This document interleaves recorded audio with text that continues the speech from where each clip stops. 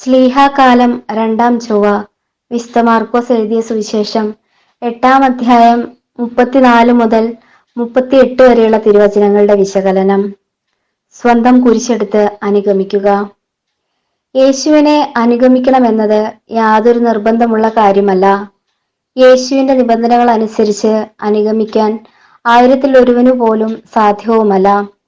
കലപ്പയിൽ കൈവച്ചാൽ പിന്നെ പിന്തിരിഞ്ഞു നോക്കരുത്. രണ്ട് യജമാനന്മാരെ ഒരുമിച്ച് സേവിക്കുക ഒരിക്കലും സാധ്യമല്ല. എന്നിട്ടും ആരെങ്കിലും അനുഗമിക്കാൻ ആഗ്രഹിക്കുന്നുവെങ്കിൽ തന്നെ പരിത്യജിച്ച് തന്റെ കുരിശുമെടുത്ത് അനുഗമിക്കട്ടെ എന്നാണ് അവൻ പറയുന്നത്.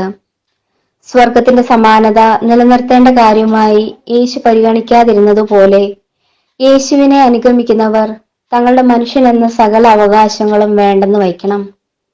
അന്യായമായി ഒരുവൻ ഇടതു ചെകിട്ടത്തടിച്ചാൽ വലതു ചെകിട് കാണിച്ചു കൊടുക്കണം എന്നും, 1 മൈൽ പോകുന്നതിന് പകരം 2 മൈൽ പോകണം എന്നുമൊക്കെയുള്ള വചനങ്ങൾ തന്നെ പരിത്യജിക്കുന്നതിന്റെ വഴികളാണ്. പരിത്യാഗം എന്നാൽ ഉപവസിക്കുക തുടങ്ങിയ കൊച്ചു കാര്യങ്ങളിൽ ഒതുക്കി സംതൃപ്തി അടയുന്നവരാണ് നമ്മിൽ പലരും.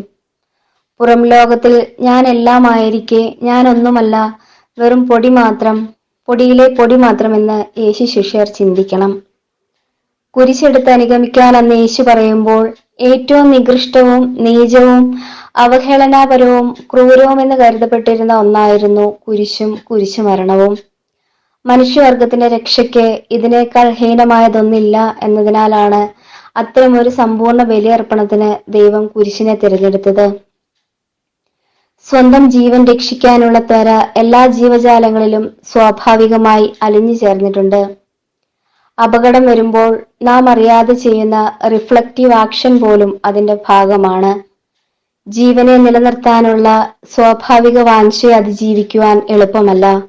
എന്നാൽ ജീവൻ സംരക്ഷിക്കാനുള്ള പ്രയാണത്തിനിടയിൽ സ്വന്തം ആത്മാവ് നഷ്ടപ്പെടുവാൻ ഇടയാകാതിരിക്കട്ടെ.